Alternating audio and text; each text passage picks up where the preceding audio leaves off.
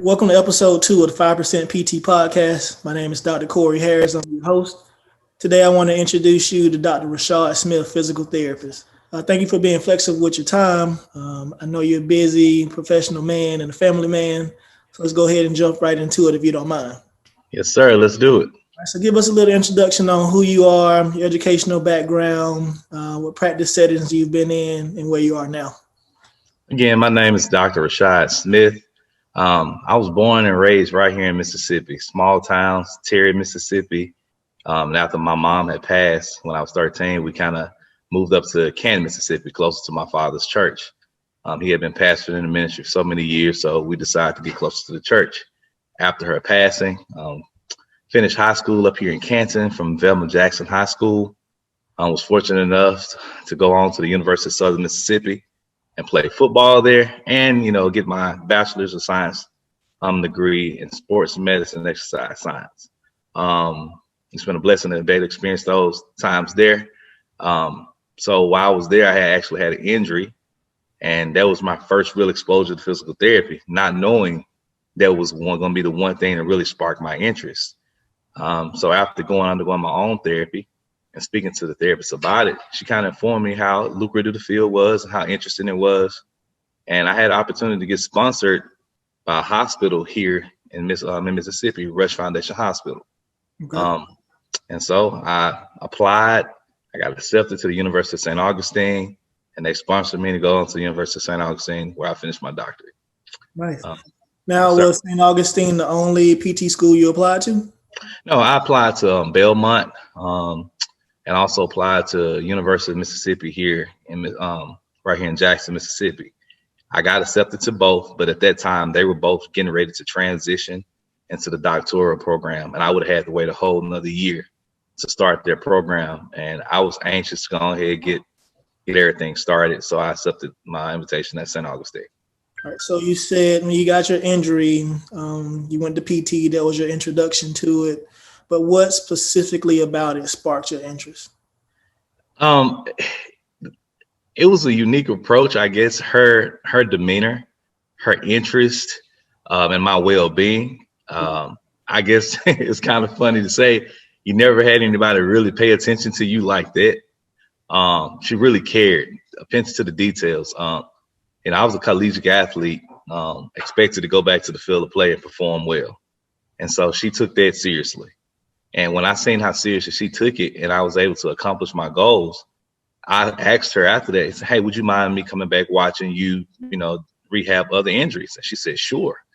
And once I started seeing the multiple body parts, the multiple settings that she was able to practice in at that point, I said, that's pretty good, because all truth be told, I actually was in biology pre-med prior to being switching over to sports medicine, pre-physical therapy. So what was your career plan prior to that?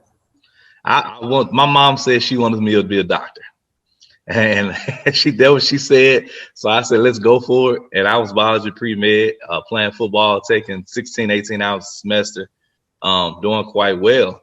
And I was like, man, I think I can do this, able to handle my course load and play football. Yeah.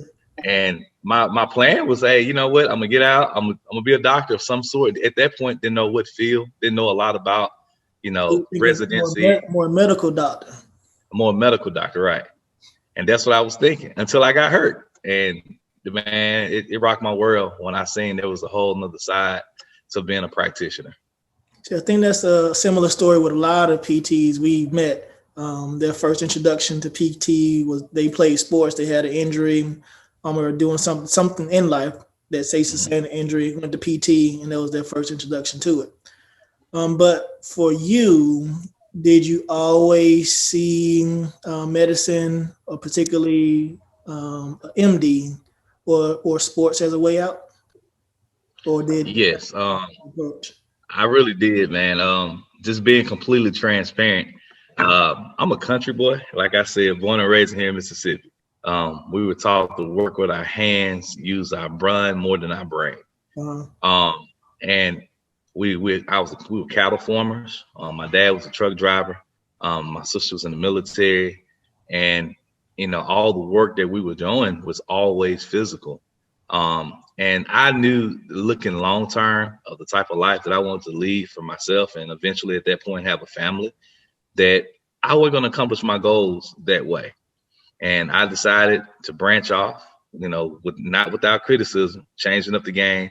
First one to go to college and having a degree, an advanced degree. We all graduated high school, of course, but the first one to go to college and really seek getting a degree. And leaving the homestead, it was a lot of things we had to leave behind. Had to downsize the farm because the help wasn't there like it was before. So it wasn't without some type of strife that, I went on to pursue my education as well as play football. So, my apologies. Was that added pressures for you being the first to go to college, obtaining a degree? It was. It was this thing like when you found out that you got accepted to college and everybody else found out, you were almost greeted as, oh, now you're going to be the guy. And everybody always asking, how is it? What you're doing? It was pressure. So you felt the pressure to succeed. And I had a lot of pressure on myself as well to perform as an athlete. I didn't get a full scholarship in football. I went on as a walk-on. The school, at first I wanted to go to Mississippi State. I decommitted because the coach got fired. And lo and behold, I ended up walking on at the University of Southern Miss, where I later on got a partial scholarship to finish out my career there. Okay. Nothing ever, if I can say anything in my story, nothing ever came easy. And it started to make you wonder, was this for me? Is this the way I'm supposed to be going? Because everything always felt difficult or challenging. But the added pressure of being the only one, the added pressure of being the first one to do it, yes, that kind of put bumps in the road every now and then. So what was the culture like on the campus of Southern Miss? Oh, man. If you walked on the campus between 11 and 1 at Southern Miss, you would have thought you was at an HBCU. We were one of the few schools in that area and in the state to have the full Divine Nine presence on campus. And so, the Greek life sparked interest at that point, of course, because you always seen them out and about. And then, my first 2 years, man, I was getting it. Like I told you, the major I took on, I didn't have a lot of time to play around. But as I was getting further into my major and getting the hang of things, the pace in my brain started to slow down, started to pay attention to other things, and Greek life was exposed to me. I got approached by several fraternities. But, I ended up deciding on pledging Phi Beta Sigma.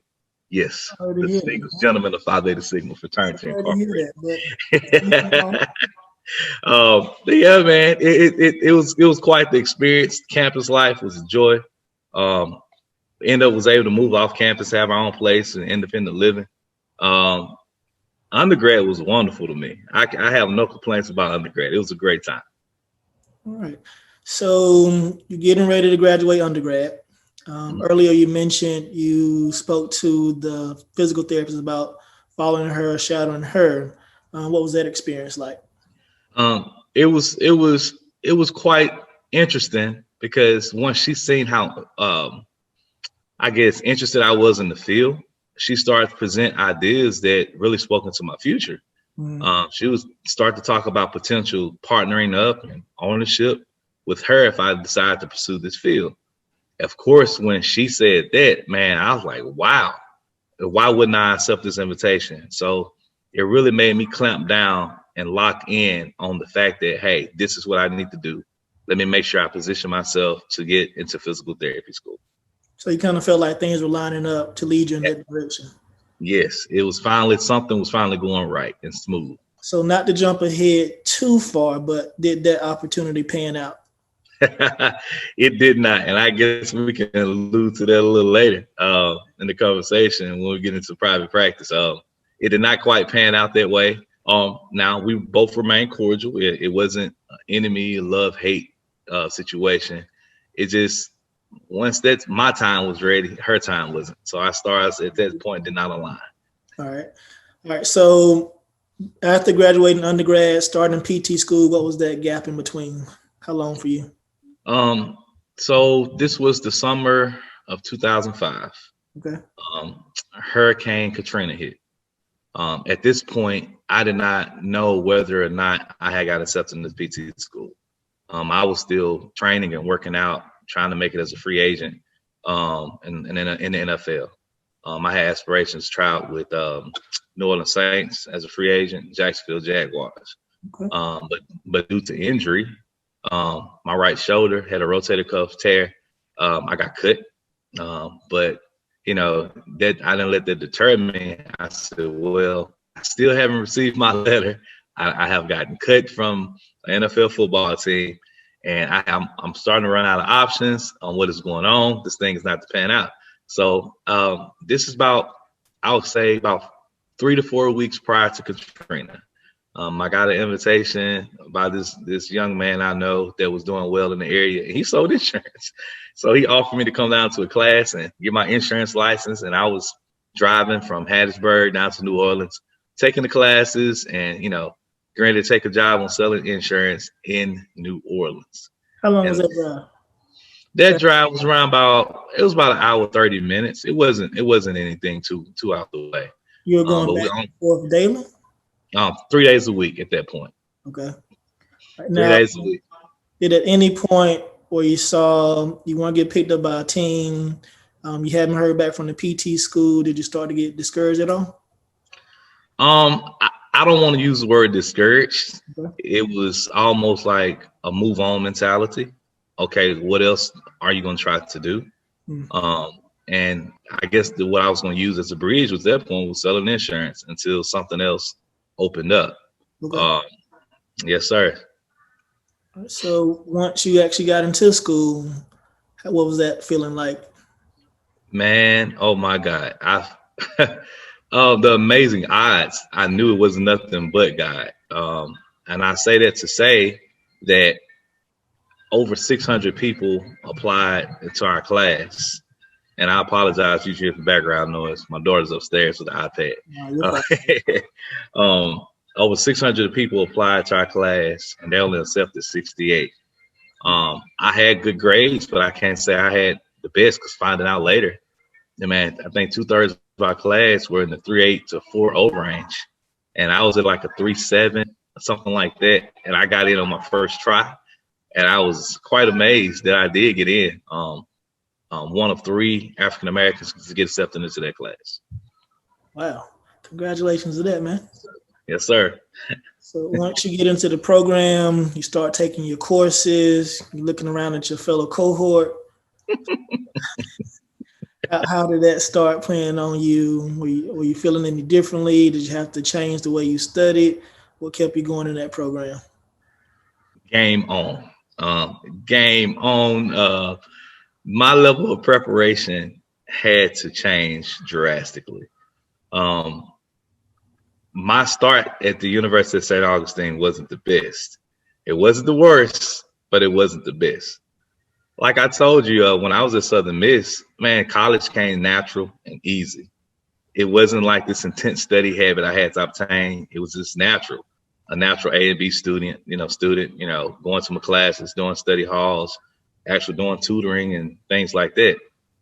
I was applying the exact same study methods at the University of St. Augustine, and it was not cutting it. I underrated the amount of knowledge and material that I was going to have to take on. I don't know if you remember your first semester, but if I remember, it was around about 22 to 24 credit hours worth of courses. Yeah. I remember we get to campus at 7:30, starting class at 8. Right. And we're not leaving there to sometimes 5 in the afternoon. I mean, it was definitely a full day. Full day. And I'm not knowing, we're just in classes. I look at my syllabus and I remember counting. Like, okay, how many more classes we got to go to today? Like, we're not done yet. I was an athlete. I'm used to doing it 1:30. I'm done for the day. No. St. Augustine was an accelerated program, though. So. Oh yes, it was. It was, and oh my God, I wasn't ready. I wasn't ready. No one told me. And so the first semester, I did struggle a little bit in one of our classes. But all in all, I made it through the first semester. Second semester came along. I ended up having to retake a class because at St. Augustine, I think you had to maintain a 75 average in every class.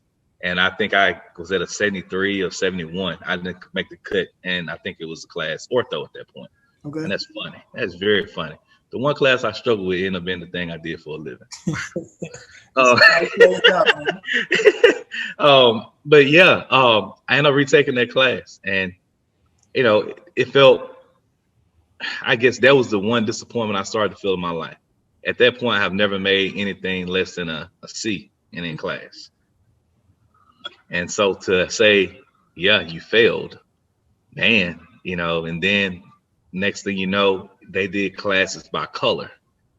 And so I think we started off as the orange class, and after I fell in that class, I fell down to the red class. And I think that's where I met you. Yes, sir, it is. Sir. Just to touch on that a little bit more. So St. Augustine was on the trimester system, so it's 3 classes a year. So what happens if you only fail at one course? Right. So what happens after you fail just one course in that program?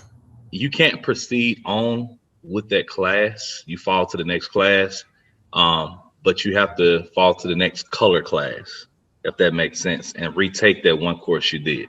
Right. So you go down to the trimester class below yours. Below me, yes. Yes, sir. Did that have an effect on your mindset at all? It did in private, but I would never let it spill out publicly. I can be transparent and say I was going to Jacksonville partying more than I should have. I probably was driving down to Orlando, seeing friends more than I should have. I just got done playing football. I had a lot of my old teammates that had gotten into the NFL. That I was getting invited to games and parties and whatnot. And again, I'm applying the exact same philosophy that worked well for me at Southern Miss, but did not know that I was going to be working full shifts in school, in the classroom per se. My observation, I kind of thought that people who came in changing the way they studied or did changing what worked for them seemed to be the ones that kind of got caught up and started to fall out of the program. But you said you needed to have ramped it up a little bit. I did. So was it necessarily changing how you studied or just increasing how much you studied? What did you need to change? Mainly how I studied. So very subject specific. Really gathering the material in class. In a doctoral program, just because it's not mentioned in the class doesn't mean it's not going to be on the test or vice versa. True. You had to. I was taking everything for granted that if I took my notes on what I heard in class, that was good enough. I wasn't going through my syllabus, breaking down every topic, doing all the readings. I wasn't going in depth enough to properly prepare. I would never make excuses on saying a program was too hard. I just said I just had to ramp up my preparation. Okay. And alluding to that, man, I changed my surroundings. I changed my attitudes. I packed up the PlayStation. I minimized my cable down to the basic channels. I spent more time on campus, and I met a few fine gentlemen, Macorius Harris, Randis Bowens, Chris Pugh, Fritz Stokel. These gentlemen came in. These guys they were razor sharp, had a focus. They knew what they were there for. And I was one of the guys sitting in the middle towards the back of the classroom. I'll never forget how they walked in with a presence and set up front all the time. And eventually we all took on the habit, walked in the classroom, we all sat up front. And that was like a breaking out, like, yeah, I'm here. All right. And This is my time. Had a problem when you walked in, somebody was sitting in your seat. Like they didn't know you. Exactly. Like, hey, what you doing up here? We're not going to the back no more. Did you have any, let's say, or did the school have anything set up to help with mentorship, guidance, anything to help the students to keep as a safety net or to keep them going? it was this program called like Big Brother, Big Sister. Pretty much another student that was 1 to 2 semesters ahead of you, usually 1 semester ahead of you, to help introduce you to the program, get you, used to the I guess the high intensity of studying that's required, kind of show you around campus, introduce you to people, study aids, and so on and so forth. Yeah, I had one, but it was an introduction. It was very brief. It seemed to me that she was more caught up in her curriculum. At that point, I didn't know that they were supposed to help you to that extent. So I didn't receive much of effort at all from that side. And I felt kind of slighted, quite honest. I was like, man. And it wasn't until I talked to another student, I was like, man, where did you get, where you get that at? That's like a nice, colorful study guide there. I like that. Oh, man, my big sister gave it to me. What? I want one of those. Let me get a copy. And then it kept happening over and over again.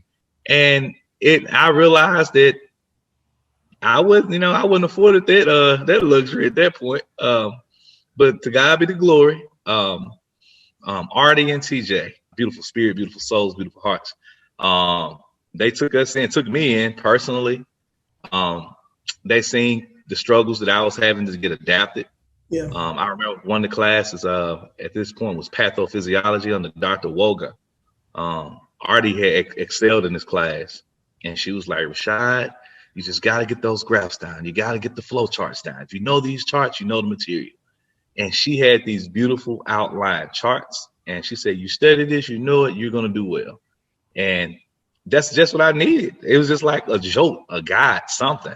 And man, I tell you, but by doing that, I ended up making a B in that class, and it was a quite challenging class under Dr. Woga, if you remember.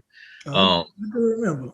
So yeah, and then so it was those things, man, that I was like, see, God, you're not leaving me out here alone. You still keeping me. Yes, sir.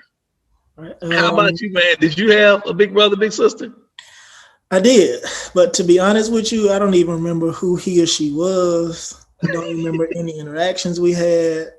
I don't know if it's just been that long that I can't remember, but wow. I guess for me to say this now, they didn't have that much of an impact on me then. Wow. Yes, man. You actually did it, how did it affect me? It started to affect your psyche. Like, do I belong? Have I gotten in over my head? These are conversations in private that I can see that a PT student that come in, like I did, might start to have with themselves. And if you didn't have some type of spiritual stronghold or mental toughness, I could see how easily that a PT student will wash out or fail or quit or just give up, because the program doesn't slow down. We know that. You either get on board, catch up, get better, or you wash out. So I'm just glad I was able to adapt and catch up to the speed of the program. And, all in all, after getting through second semester, just like at Southern Miss, man, my mentality started to slow down where I felt like I belonged. Stuff started to, per se, catch my stride. Okay. Yes, sir. So going on a little further through your program, we start to hit the point where we take internships. Mm-hmm. Where did you go on your internships, and what were those experiences like? Oh, man. So I mentioned earlier that I got sponsored to go to University of St. Augustine. So quite naturally, I wanted to pick the place where I eventually was going to be working to be my first intern site, and which was an acute care setting at the Rush Foundation Hospital, located in Meridian, Mississippi. That's kind of eastern Mississippi, if you're kind of familiar. Acute care setting, man, very, very involved. One of the biggest hospitals in that area. Okay. And then what were the other locations? The second location, I went back to Hattiesburg for an inpatient rehab setting at Forest General Hospital. Man, I never seen so many women in one spot as therapists in my life. I was only male, and yeah, to add, more to it, only black male. It was like a soap opera day. Now, I do think PT is a majority white female profession. It is, and I started to see that, like, yeah, you're a rarity, and the great character of some of the therapists I met there, they opened up to me about that. And they said, I believe you do well into this field because you're unique. And it kind of rubbed you the wrong way initially because you didn't know where they came from with it. Like, What what would do they you mean by mean? unique? Like, what's the context? She was like, is that you're a male, you're a black male. And at that point, she's seen that black patients do better with other black therapists. But also she's saying that I was adaptable. Right. Any patient that was in front of me during my training, I was able to adapt. And she's saying my social skills. So that's what she was speaking to, not just straight race, but the fact that I was a male and able to adapt easily to multiple situations. She said that was going to be one of my strong points. And that was my what do we call them? Our who was over us on our internships.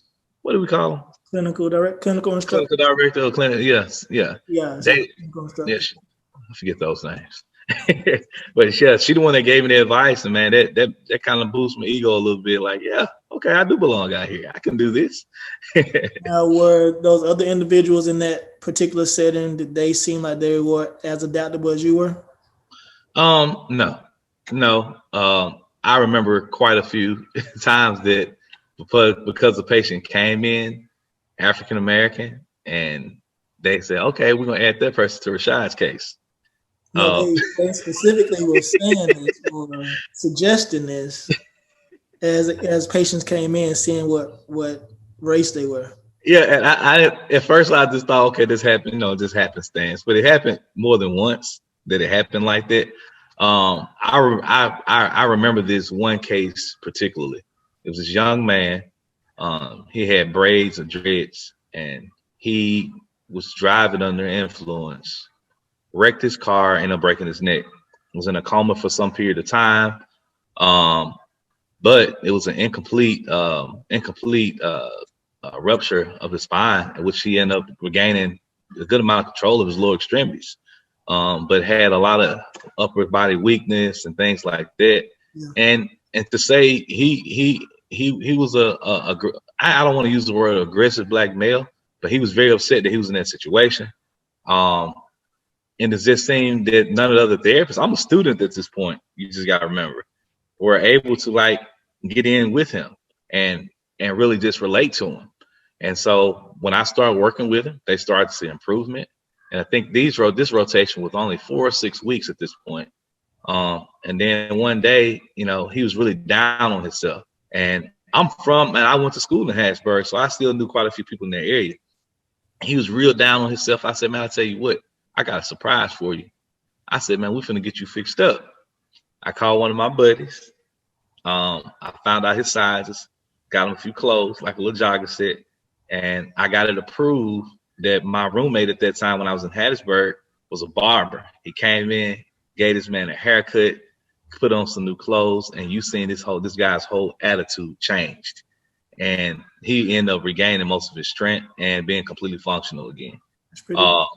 Yeah, I never forget that experience. And man, it was cool. And I'm telling you, that's when I really felt like I can do this. I belong in this field. How many other rotations or internships you do after that? Oh yeah, it was one more, my outpatient rotation in Frisco, Texas. That's in northern Dallas. Outpatient setting, very fast paced. By this time, this is my last rotation, and I think this was our longest one, if I remember correctly. And when we got there, we were like therapists on the assembly line. When I was getting there, I met the therapists that were leaving. And soon as that next day, they were out, I was in. They pretty much rolled those patients they had directly onto you. And you pick up their caseload, and they kind of threw you in a fire type approach. Like, let's get it. Let's see what you can do. That was interesting. That was interesting to say the least, because it was like, am I employed? But yeah, you had guidance. They were there if you needed them. Okay. But they overseen you. They watched you intently. They, corrected you. They they came and interacted with you and your patient to kind of see if you knew what you were doing. At the end of the day, they did conferences to make you talk about your cases and their improvement. Well, that was overall was a great experience. So the throw you in the fire technique, that you think that worked pretty well for you? For me, I'm an athlete. We heard this thing, don't get ready, stay ready, So I had the mentality to show up prepared every day, So when you threw me in the fire, giving me my chance to pursue this opportunity, I was like, okay. And believe it or not, I got offered a job after I left there out in Texas. But I had informed them that, I already had signed up for a sponsorship prior to even going to PT school. So they understood. But they told me if I ever wanted to come and join that team, I was more than welcome to it. So that was a great experience. I know that's not for everybody. Some people want you to hold their hands a little bit, not in a cliche type way, but to kind of guide them, let them get the toe in the water, and then put them out there. I kind of like to throw you in the fire. You saying that was your third clinical rotation? Then at that point, you're about to go. Once you get back to school, you're about ready to graduate. You got like your police report left, so you need to be ready to go out there in the real world. I mean, but like you said, that technique don't work for everybody. But yeah, it's either sink or swim at some time. Right. And you know what kind of trying to silence my phone there. What kind of amazed me at this point was that when we got out for our last rotation and the teachers was going over social skills and how we had came across quite a few students that were struggling in the social skills department, meaning, academically they performed quite well. But I'm not going to call any names, of course, but I remember 2 students that pretty much failed that component of their rotation. I remember that vividly. That's why I scored the highest. I'll talk to a painted wall if a paint crack here or not. Then it don't take much from me. Again, that adaptability to your situations, no matter the skin color of the person who's in front of you. Knowing your anatomy, knowing your skill well enough that patient had a question, I felt comfortable answering with a very knowledgeable and in-depth response, and being able to say it in a layman's term that they didn't feel like you was talking over their head. Yeah, I think that's very important when talking to patients, because I have noticed a lot of therapists who either they talk over your head or they try to sound too professional at the wrong time, so to speak. Exactly. But everybody doesn't need to hear it that way. If you just break it down, that'll even open up a better connection, build a better rapport between you and that patient. But I don't know, for some reason they don't make that connection, like drop it down a little bit so they can understand it and feel more comfortable with you. Exactly. Everybody want to feel at home. Right. Now I don't want to fast forward too far, but this in the clinical setting, you kind of have to fill out that setting. The things that are appropriate in an acute care setting, where a person is more, right out of surgery, things like that, versus in an outpatient setting, they're coming and going on their own with, they're more free and open to the other things that are going on in life. As a therapist, and I would say that to all young therapists, you have to recognize the environment that you're in. True. How do you feel about it? You do home health, correct? And you have outpatient. Well, yeah, home health and outpatient, they're very different. Yes, sir. So outpatient, I'm going into your house, where you're comfortable at. I think the biggest thing I like to say about outpatient is you never know what's behind that door. Right. So you got to come in with the mindset that I'm in your space. I'm going to respect you and what your surroundings, but you still are a professional. So you're coming in to do a job, but still they want to feel comfortable with you in their surroundings. So you got to be able to connect to them, make them feel comfortable with you. You're not coming off as tense, because patients feel that. Also in the outpatient setting, like you say, you're free to go back and forth on your own. So they come there, still they want to feel like they're at home. That way it kind of gets them to buy into your services more, keeps them coming more consistently. So it's all about building that rapport with those patients, so you can actually see some improvement, some growth, some changes.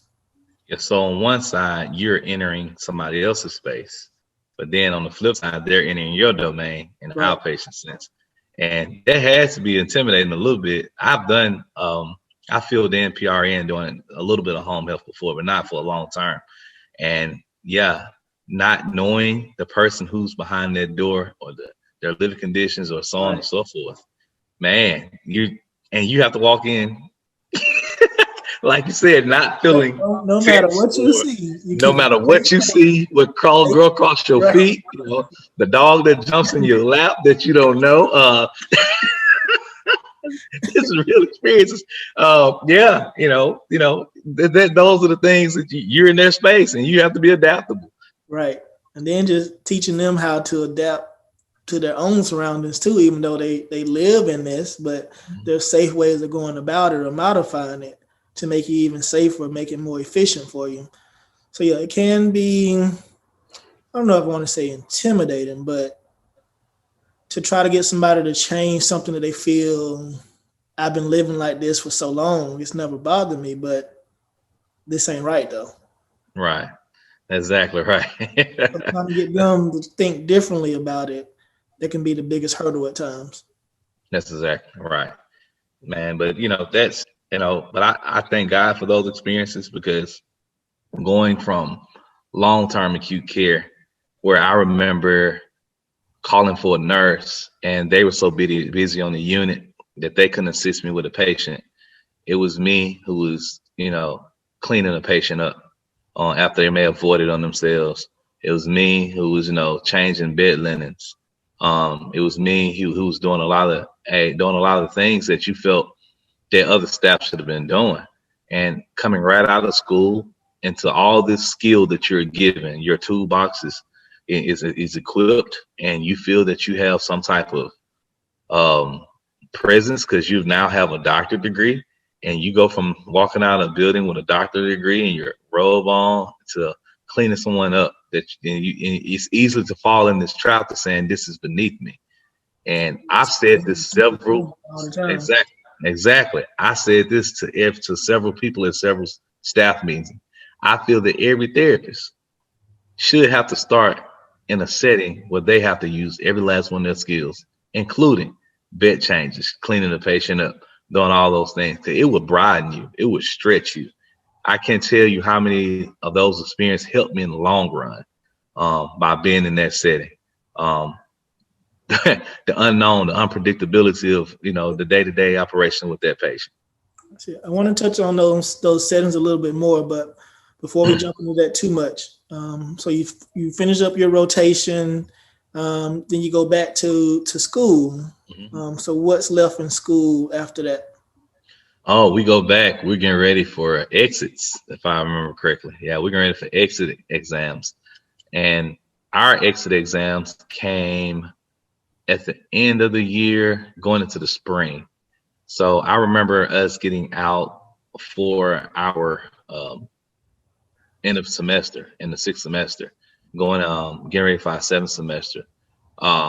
And I think it was me and you 3 other students that said, you know what, we're going to come back from our Christmas vacation early to get a jump start on studying our exits.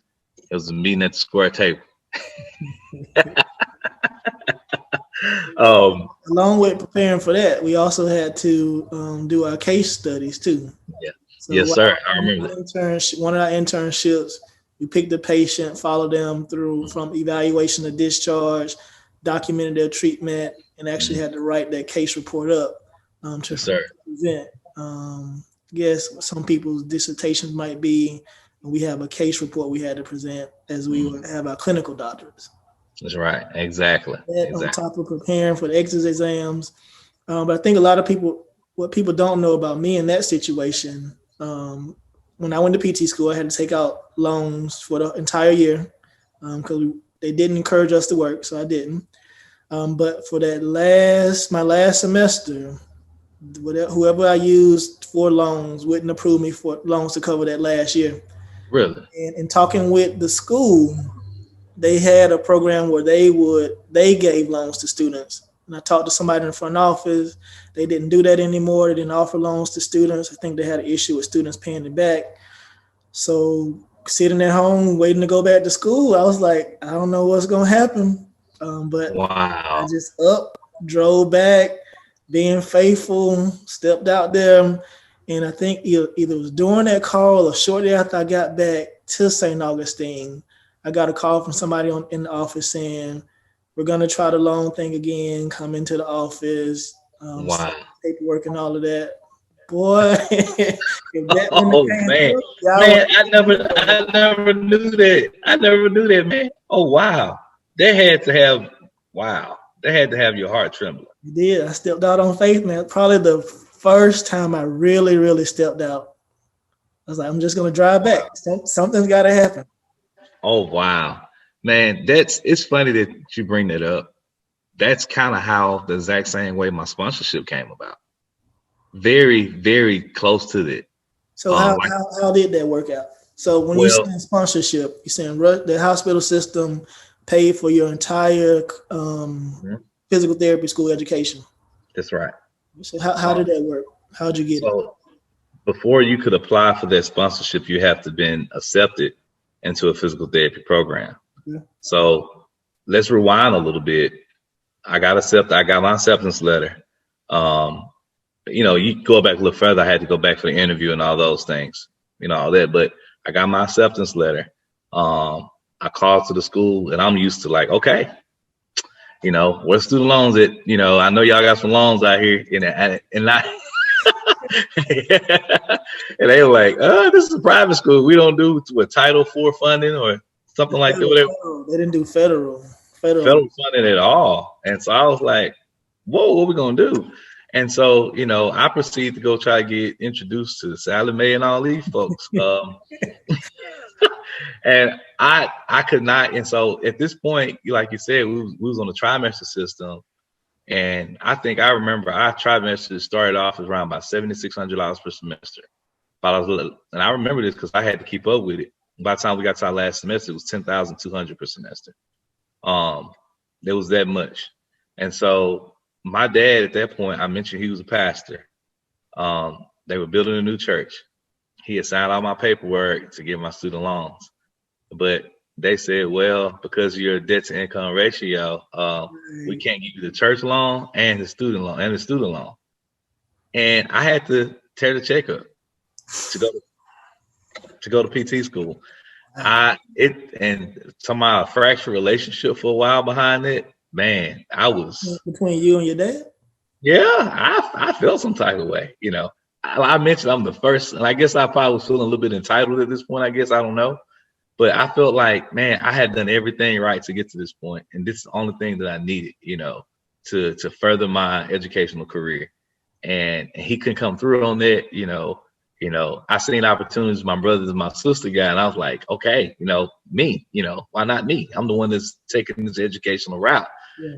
And it wasn't afforded to me. But I'm telling you, when I say God works in mysterious ways, so after going to the office, I said, well, Rashad, if you don't have funding secured by this potential date, they had a waiting list of people that they would call to take your spot. And I was like, whoa, man, I wish I'm upset that I remember her name, but she worked in the front office and, oh my God, I know her name. She worked in the front office. She said, Rashad, you said you're from Mississippi, right? I was like, yes. Are you familiar with the Time Meridian? I said, I can get familiar with them. She said, well, we have one other student here that's from the area, and they sponsored him to come to the school. How about you look into that opportunity? And man, as soon as I could walk out that door, I started making phone calls, and God worked it out in the situation. Man, I showed up. They were expecting me. They wanted a therapist. They wanted to secure some therapists for the future, and they committed. They committed to me, even through me failing the class. I thought, because you had to maintain a certain grade point to keep the sponsorship. I wrote the letter. I talked to them. They asked kind of what happened. They seen the rest of my grades were okay. Yeah. And I pretty much told them the same thing I told you. I had to adapt to this pace of learning. It wasn't the inability to learn the material. It was just the pace that affected me initially. And And with me doing that, I dove in on faith, prayed, went for the interview.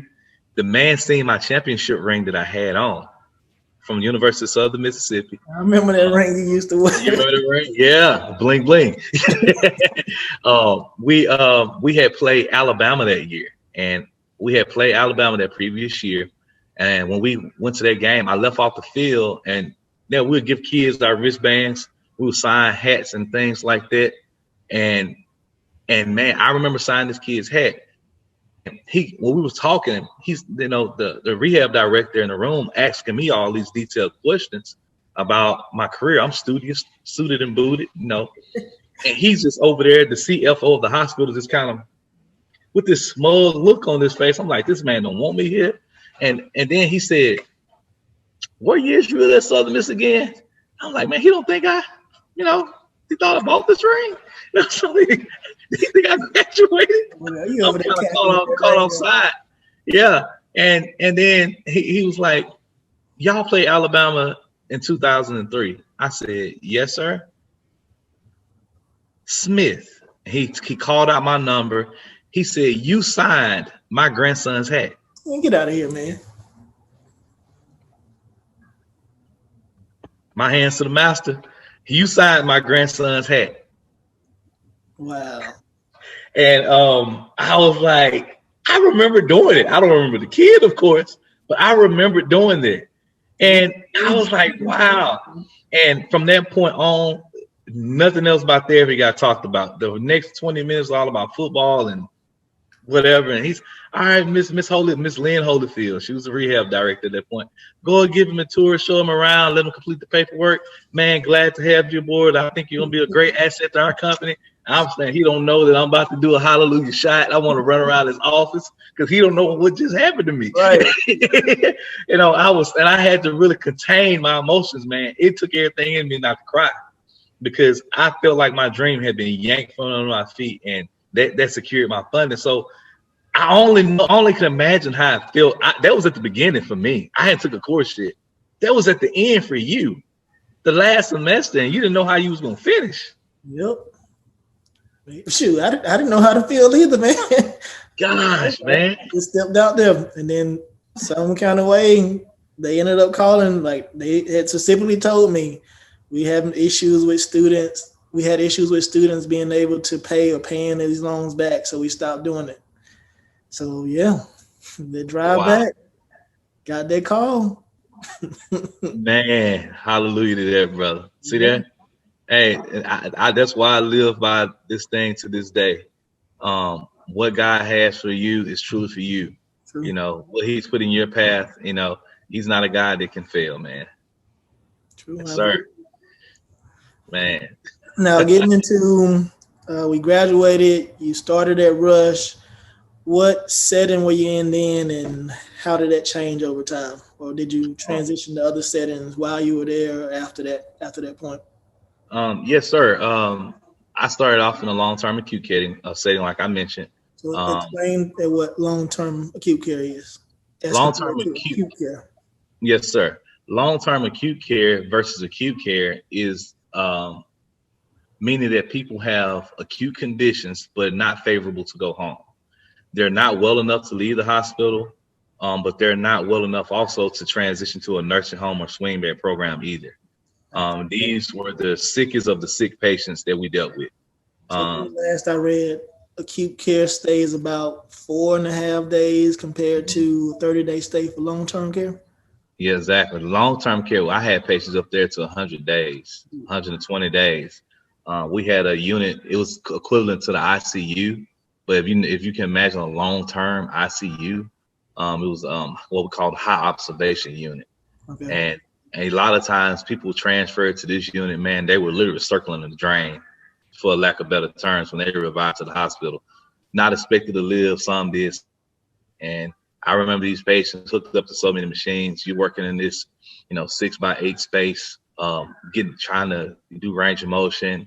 If they had any type of coherency or acuity to the situation where they could recognize you, you could try to set them up on the side of the bed. These were very highly involved patients. down to the patients who were there, who was just, kept lapsing. They'll get better, get back sick. They'll get better, then they get back sick. Patients with bed sores, long-term conditions, man, different.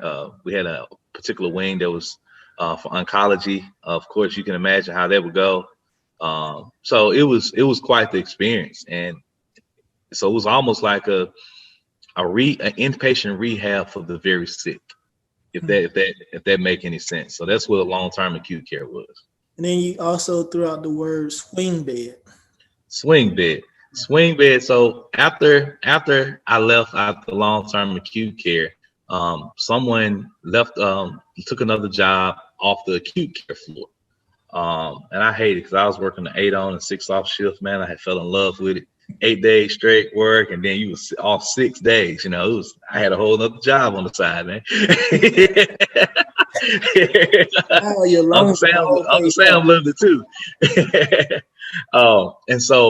And so after that, they transitioned me to the acute care floors. These where you seen all the joint replacement, you seen the bypass, cause we had a whole cardiac floor. Then you had your traditional, ICU. So I worked there for, I think, about 2.5 years on that floor. And then at this point, me and my wife, we were both from the Camden area. And she had took a job in Canton, and back in Jackson, I was in Meridian, which is an hour and 45-minute drive. Because at that point, the jobs in Meridian for nursing weren't paying as great. And she was doing a commute back and forth from that. And it was starting to put a strain on our young marriage at that point. We were married in May 9th, 2009. Man, we fast forward. You finna get me in trouble, man. I graduated on my birthday, April 17th. I did. I remember it. It was right. And then we got married May 9th, 2009. And then straight out of it, right into honeymoon, she started her job because she just had graduated from nursing school, and I graduated from PT school. And we were looking for jobs. I knew I had mine, so she naturally came to Meridian, where Rush Foundation Hospital was. But they weren't offering the most competitive pay, so she would compute. She kept commuting. So after that put a strain on the marriage, I said, you know what? Let me drive. We're gonna go back to our hometown. We're gonna stay with my parents for a while to save up money to purchase our own home. Because you had to make a commitment to Rush because they paid for your school. What was exactly that? It was a commitment of 5 years. 5 years. So I'm 2 years in. I'm in my second year, and I start to commute an hour and 45 minutes one way.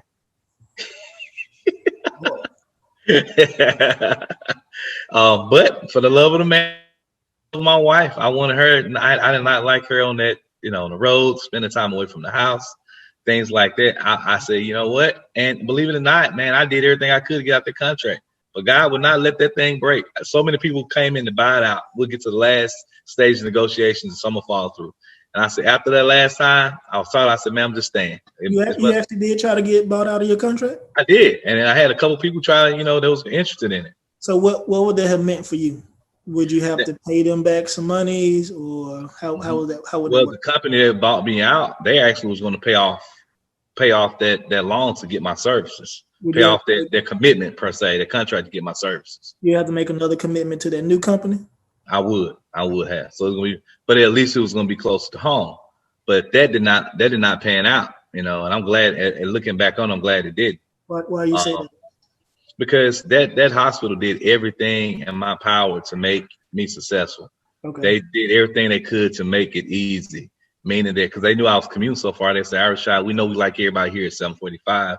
But, I had asked, can y'all just at least give me 815? Because we had, those things. We started to have kids by this point. I would drop my kids off and have to get to work and pick them up in the evening back home. And, man, it was a hustle. It was a hustle. I remember talking to you on some of those drives. Yes, sir. Good. And we had plenty of time to talk. And, man, that opened up, and that leads me to the swing bed. Rush Foundation Hospital, they own about 2 or 3 satellite hospitals in the smaller communities. And this was a smaller hospital. It was called Laird Hospital in Union, Mississippi. So this actually was going to put me about 25, 30 minutes closer to home. So instead of driving, hour 45, it shrunk it to about like hour 15, hour 20 minutes. And that makes a big difference. But the trade-off was I had to run an outpatient program as well as a swing bed program. A swing bed program is when they leave acute care, but they're not quite ready to go home.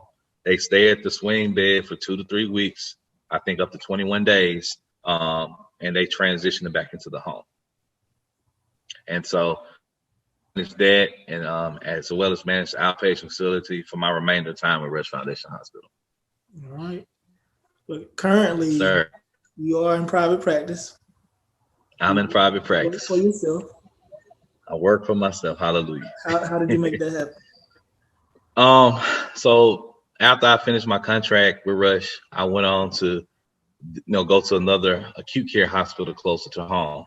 But shortly after I got hired there, I was sought after by this.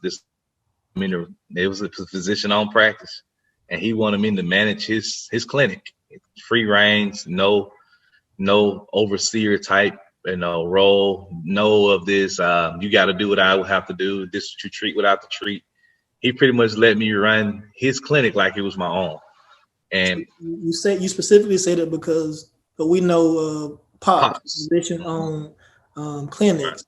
You tend to have to do exactly what that physician wants you to do in regards to care for that patient. Exactly. You're saying that if you were to run it, it's your free reign to do what you wanted to do.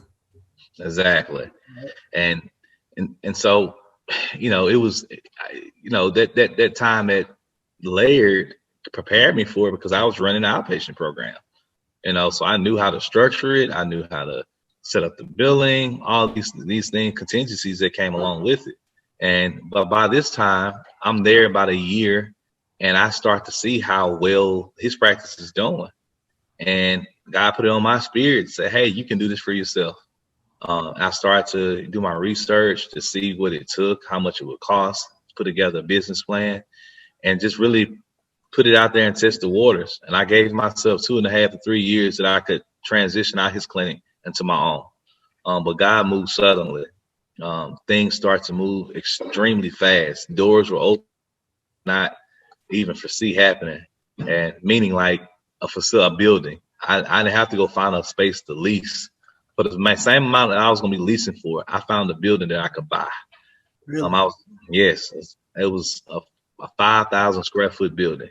And this building was on a commercial property right off a main highway, location. Mm-hmm. And I was like, man, there's no way I'm gonna be able to afford this building, but it was going to be a fixer upper. And come to find out, God said, just give me a price. I gave him $65,000 for a 5,000 square foot building. Now, the building had been sitting for 5 years, but it was a metal building sitting on a concrete foundation. So yes, it was dilapidation inside, but I don't know if y'all ever watched HGTV called Good Bones. Everything else was on point. Yeah. So, having a little background in construction and, things like that, we went through, did all the demo ourselves and fixed that building up, man. And I wish I had pictures to present. It turned out to be a beautiful success, man. It definitely is a beautiful building. I have been there. Yes, thank you, man. I appreciate that. Now, when you were doing the swing bed, running the outpatient there, also going over with the physician, what did the employees under you look like? Did anybody look like you? No. How do you think you were received in that position? At first, it was kind of like, okay, why him? In a sense of, I know you probably have other people to choose from, but, why did you pick this guy? Because most of the staffs wherever I went were majority Caucasian or white.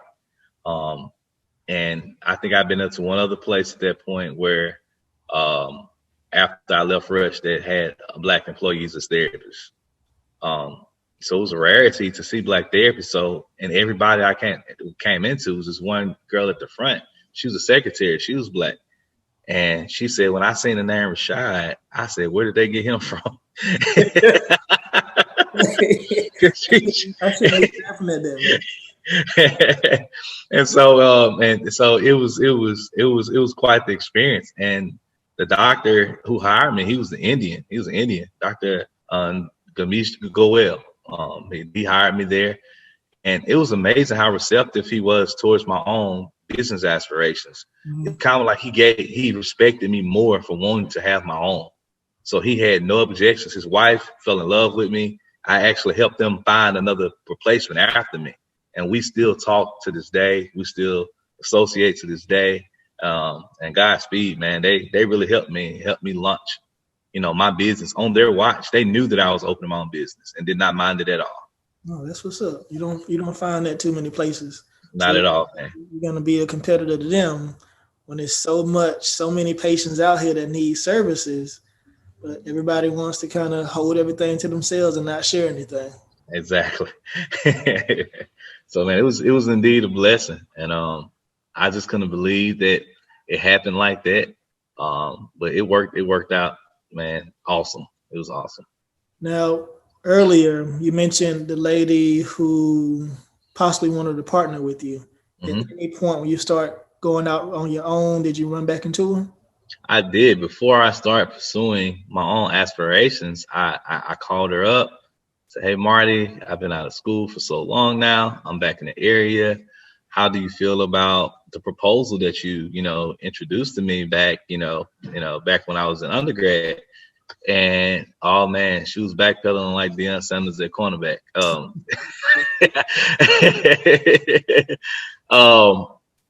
I guess word had got out that I was a therapist. I was potentially coming back to the area, and at this point, she felt threatened by I don't know if it was skill or presence. I don't know.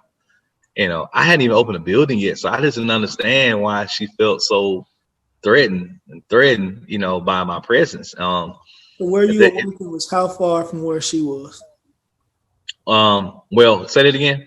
Where you were working at the time, how far was that from where she was? Man, I was about 25, 30 miles. No, about 20 miles from her. About 20 miles from her. So we weren't seeing the same patient population at all. But she probably gotten word of you as a therapist and how you were doing. Okay. I think that's what happened. and the backpedaling began. So after that, I said, well, that route is out, because I was excited about it, man, because to walk in a ready-made practice that somebody was going to share partnership with you for you to be an eventual owner. And man, you get that type of offer, man, that's a pretty sweet deal. An established name that everybody in the community knew, a nice facility, great equipment, a ready-made staff. You already have clientele. Yeah. But that's where the things start happening that I did not foresee. Camden, Mississippi is not a big town, but even in Camden, Mississippi, there's a racial divide. She, come to find out, she was more catering to the white population of Camden, and at that particular point, and it was one other clinic there that was kind of catering to more Black people in Camden, Mississippi. The city is so small, I didn't see how that was even possible. It would have to be some overlap somewhere. But leave it to people. We find who goes to who. True. And I did not find that out till later after I got to Camden. But I've been blessed in my population to have a good bit of crossover where I do have both Black and white clients. But when I first got there, and she ended up coming back later and saying, "Hey, I'm retiring now. Do you want my building?" I'm like, "No, ma'am, I have my own."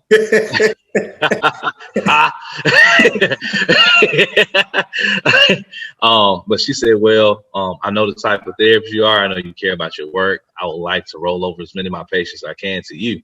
But she said, "But Rashad, I'm gonna be honest with you. Most of your patients are Black and most of mine are white." She said, "I don't know how many are gonna come." I said, "Well, let them choose." Right. Let them choose. But she was very upfront about that, and I was just amazed that it came out like that. But needless to say, everything worked out.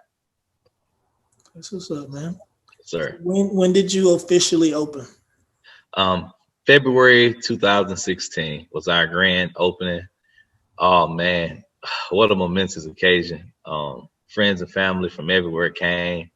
The challenges the things that we had to go through to make that thing come into existence. It was a great culmination to finally see it's done. It's like it's done. This is actually happening.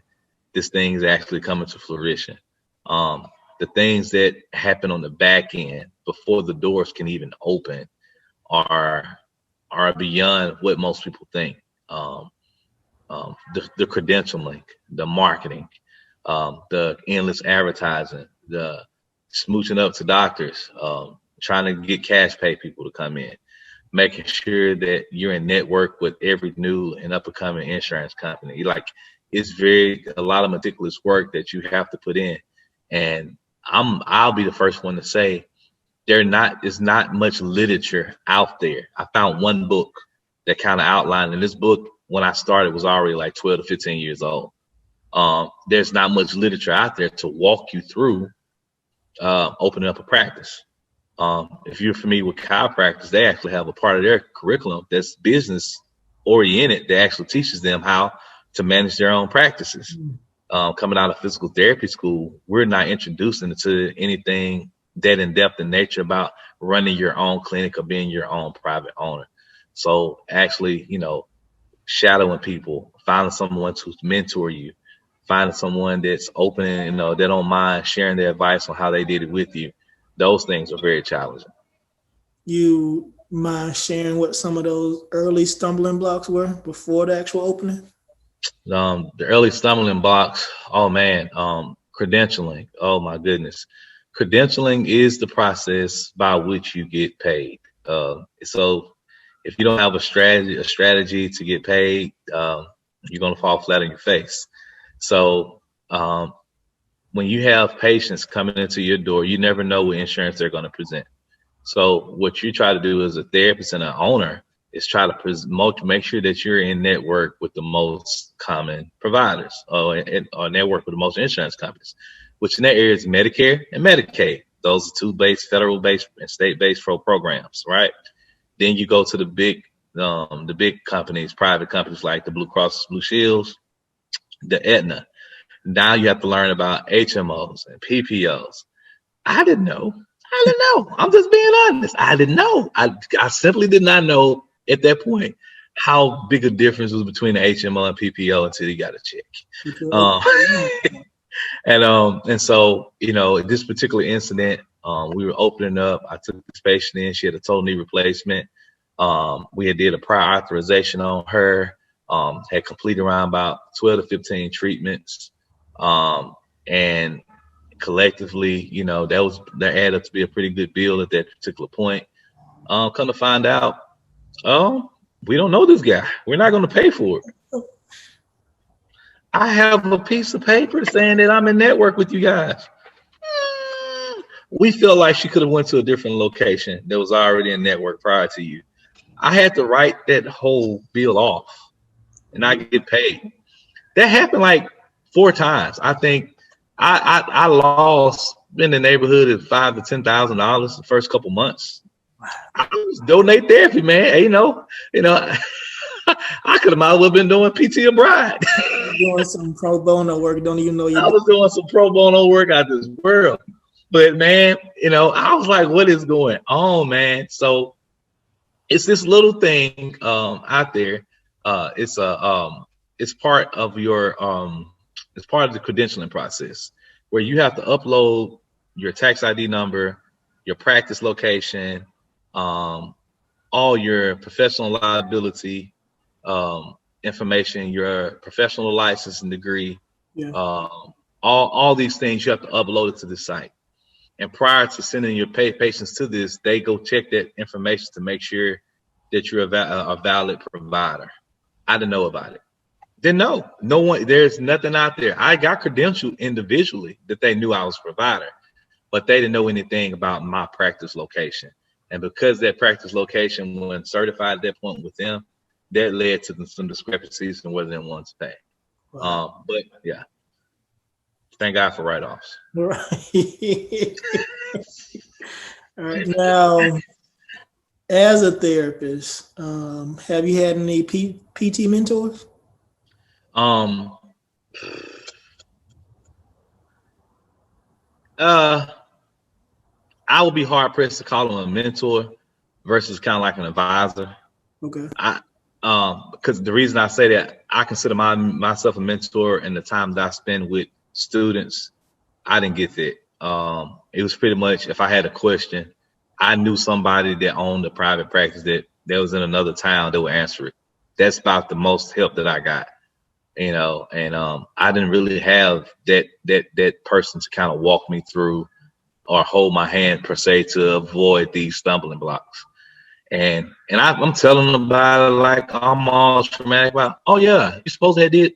I'm like, really? You knew this, but it just goes to show you that, like what you entitled your podcast, the 5% PT. It's 5% of us in the field is black. It's less than 5% of us are African American owned private practice owners. Finding a network of people out there that can actually help you walk you through the steps of opening up a practice, it just doesn't exist. But I'm so proud to say that I've assisted 2 others in opening their practices up. I've had several mentors as far as in the field of physical therapy, and students that have came through that I've helped them get accepted into PT school, 2 of which are starting this semester at the University of St. Augustine. Nice, man. So, man, my whole thing now is like, it's not an excuse that it wasn't there for you. Somebody had to be a trailblazer. Somebody had to do it first. Somebody had to have the hardships. It's up to you to pay it forward to the next person, to help the next person out. So, yes, sir. So I feel good about that. What type of advice do you give those students, or would you give yourself looking back? And commit. And what I mean by that, you're going into a profession that is very detail oriented. You can't just go in a half stake position. You have to know that this is what you want to do. You have to have your mind made up. This is not one of those fields where you can kick back maybe 1 or 2 days a week and study. You can't do it. You can't cram it. There's no such thing as cramming in PT school. Let me speak for myself. If you were cramming, you were failing. You had to have a study plan. You had to dedicate time for, having a balance. They spoke to that a lot after we were there, having a balance. They warned against studying all the time. They warned against partying all the time. But they said, do make time to be social. Do make time to study. Do make time to let yourself just air out every now and then. And I would say the same to students. Have a balance. I told the 2 people there that got accepted, I said, man, find 2 people that you really can get to know and trust, and y'all be each other's help. Because in this world, I know we all need help. I would have loved to reach out to somebody at that point in my first semester and said, man, can you help me? Show me what you're doing to pass. Yeah. Show me, walk me through how you're passing. And, all ego aside, I was beyond ego. I didn't want to go home. So help me. I would have loved to have somebody that I could have reached out to really help me through those situations. So the advice that I would give them is, man, put God first. Surround yourself with like-minded people and individuals that have your same interests in mind. And you pursue that goal like your life depends on it. Nice. I like that. I like that. Now, what was your understanding of what you thought physical therapy was before coming into it? And then what has it evolved to now? When I first got exposed to physical therapy, prior to my own injury, I just thought they threw heat packs on you and gave you a massage, Man. That was my knowledge of it. But after going through physical therapy myself and learning how much we can do from literally head to toe, from working on headaches down to manipulations of every joint in the body to manual therapy to, kinesiotaping to all dry needling, to the endless things that you can operate within. There's a space for anybody. You're not tied down to one location. It's not only just the settings, but your practice style, your practice locations, man. You can really build your own personality within the profession. And that's why I tell that there's a place for so many more of us in therapy, and we should not be intimidated by the field. So with that being said, where do you see the profession going? Thanks to people like the founder of Well PT, I hope I say her name right, Heidi Jianga. They're making a conscientious effort with the APTA to accept more students of color and into the field of physical therapy. They feel that, based off outcomes, Well PT does a lot of research that, people do better with therapists that look like them. And I feel lacks diversity. And she's pushing a whole nother initiative to get more people of color into the field. And if, I'm looking forward to doing my part as far as recruitment or trying to get people into the field that really care about it, have a passion for helping others. Meaning that if you want to have a great career and wear a white coat as a professional, you don't have to just go to medical school. Physical therapy is a field that can lead to a lucrative income if you're willing to put the work in and really commit to all that it's worth. Yes, sir. So before we get out of here, tell us your practice, where you're located, and then where we can find you on social media. Yes, sir. The name of my practice is Excel Physical Therapy and Wellness Center. We're located in Camden, Mississippi, 3425 North Liberty Street. We also have a full fitness facility there and a wellness center where it's a membership-based program where you can also transition out of therapy into our wellness program as well. We offer contracts there. If you want to join on a contract, also a no contract wellness center fee for $20 a month to help those people in our community that just don't want to commit. We can be found on Facebook as well on the Excel Physical Therapy and Wellness Center. On Instagram on the Excel__ Canton, Mississippi. Not on Twitter, but we're very open in our web presence. The website is excelptwellness.com. If you just simply Google physical therapy in Canton, Mississippi, we will be at the top of your first search. Like that. Are you taking any students? Are you open to having mentees? I'm open to students. I know COVID and everything is going on, but we don't want that to handicap our educational experience, clinical experiences. We have partnered up with schools like Holmes Community College and Meridian Community College with their PTA programs where we take PTA students. But also, I'm on the registry with all physical therapists to actually be a location where you can do your clinical education. Nice, man. Yes, sir. Thank you for coming on tonight. Man, thank you for the invitation. No problem. Thank you guys for joining us on the 5% PT podcast. Be sure to follow, subscribe, so you can get our latest content.